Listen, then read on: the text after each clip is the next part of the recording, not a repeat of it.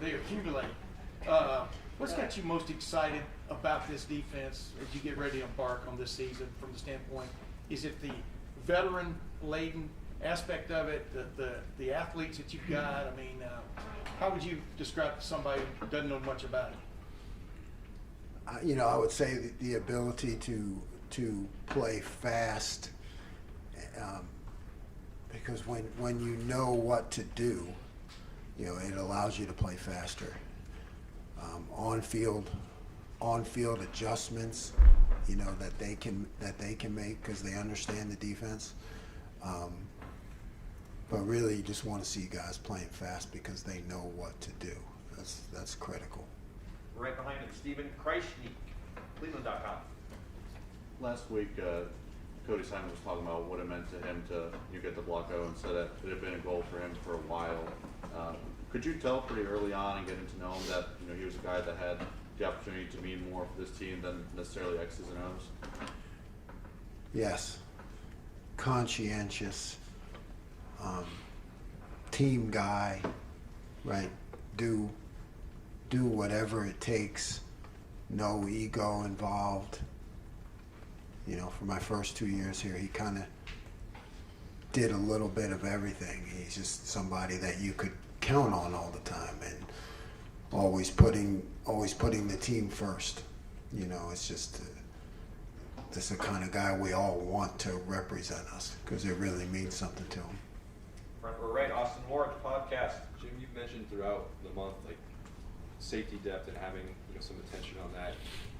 I asked Ryan about maybe wanting to play younger guys and build that depth for the course of the year.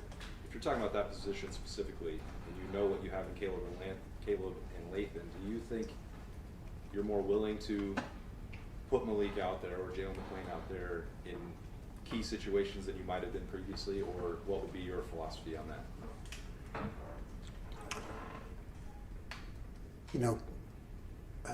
Key situations, you want your best guys. So I think when you have a clear divide between the first group and the next group, you're going to have your best guys in there in a key situation. I mean, you're going to look to continue to build that next group because anything can happen in this game, and they may be in there in key situations, but at least initially, until they get their feet wet, you're going to have your best guys in there. What about maybe, I shouldn't have said key, what about 14-0 in the second quarter? I know it's a hypothetical.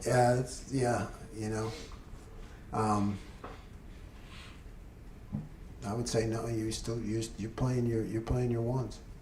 Joey Kaufman, Columbus Dispatch.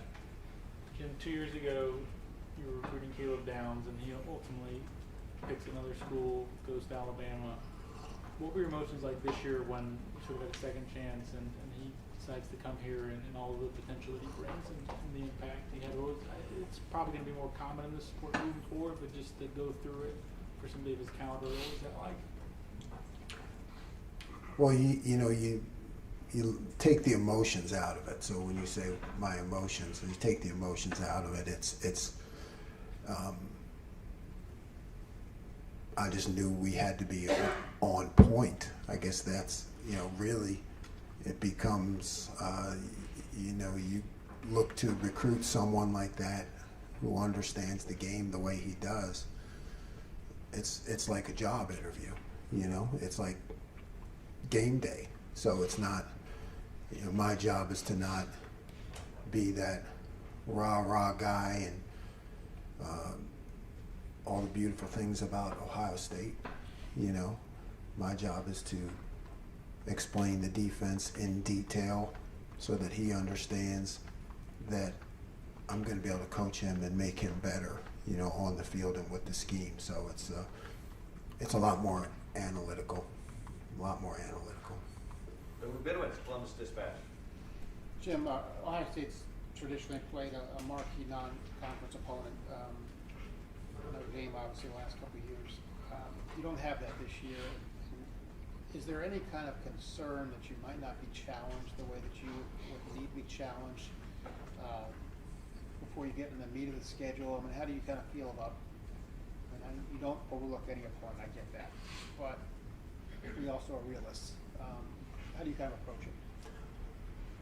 You know, I approach it the same. You're right. That's not something that falls under my bailiwick. It's an Ivy League term. Yeah, right. Bailiwick. So like, yeah, can't be concerned with that. You know, we're looking at our play on the field, and I'll challenge them. You know, I make sure that I personally challenge them, no matter who the opponent is. Stephen Means, Cleveland.com. Kind of following up on what Austin was asking, but applying it to linebacker a little bit. I think in the past years, you've talked and vocalized the need to put Cody Simon out there more when you had Steele, when you had Tommy, and maybe just run out of snaps at some point. But you were talking about with the safeties, maybe there is a clear divide between the starters and the backups. Does that still apply to Will with Sonny and CJ? And if not, what would you ideally like to see what that split looks like between those two guys in that spot? Yeah, no, it doesn't apply to CJ, right? So that's when you get into like, okay, we have CJ, you know, who, when I think about things, I think about, okay, is there a clear delineation 1 and 2, but not with CJ. I mean, just like Cody was, I consider CJ a 1. So, you know, you could see the combination there.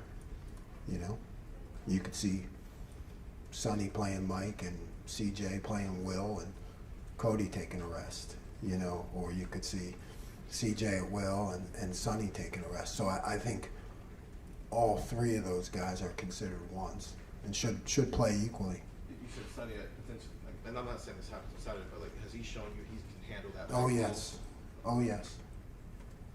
Noted.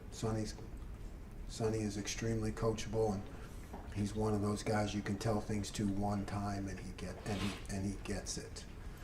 So we have some versatility there. Tony Girdman, Buckeye Huddle. You mentioned recruiting Caleb is like a game day. Were you an aggressive play caller that day? Was it bend but don't break? No, yeah, we packed up the laptop. You know, very. I really likened it to when I interviewed at Oklahoma State, and I think Coach Gundy brought in 10 guys. You know, brought you into a room, grilled you for 3 hours, didn't see the campus, shut the laptop, left. Find out whether you get the job or not. That's what it was like, Caleb. Pack up your laptop, head to Georgia, get in the house, 3 hours on the tape, pack up the laptop, and hope you did a good job. Right next door, Pat Murphy, 24/7 Sports.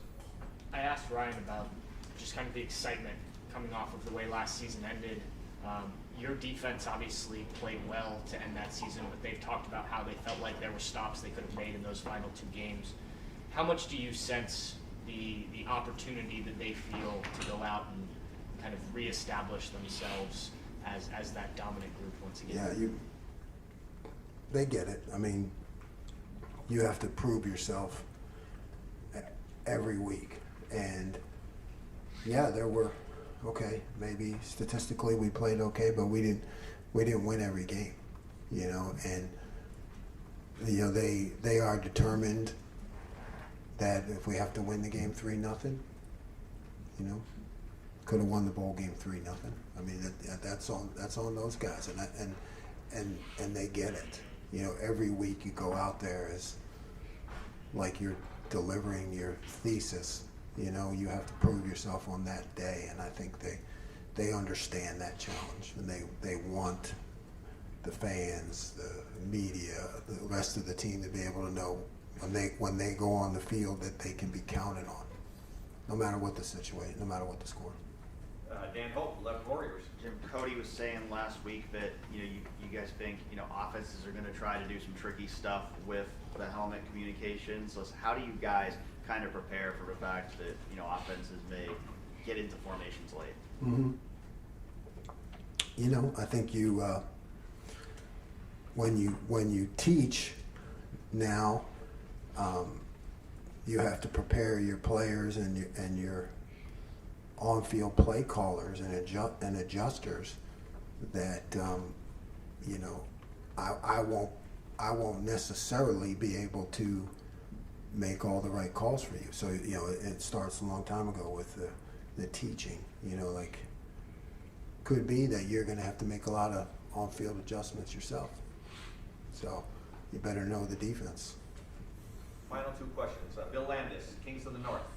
Jim, we talked with Matt Guerreri and some of the safeties last week, and Matt and a couple of the players said they're less focused on like bandit adjuster and kind of just doing both, and maybe just focus more on just kind of like playing safety.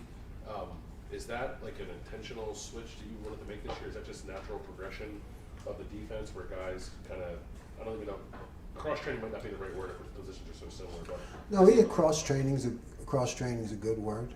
You know, when you get to the game, that's there are times you may have to do that, but not necessarily go into a game that way. But when you're training safeties, it's good to train them in everything. You know, because somebody goes down, you need to make an adjustment. You know, so I think it's a great thing to do in the spring and the fall camp. But you know, as you get to game week, it becomes more defined. is that, you talked about wanting to disguise things a little bit better. Does having guys be kind of multi-positional on the back end help you with that? Yes, because you know, they understand the coverages, and you know, if you want to change coverage one way, that they get it because they've done it on the other side. And final questions, Jeremy Birmingham, the podcast. Jim, I'm not an expert on your career trajectory, but just like cursory glance, it shows that year 3 has been generally the best year statistically for your defenses in the stops you've made. How confident are you that that's going to be the case now, considering that there's not far to go from where you were last year? But what is the biggest difference for you as the play caller this year and just for the overall mindset of the defense from last year?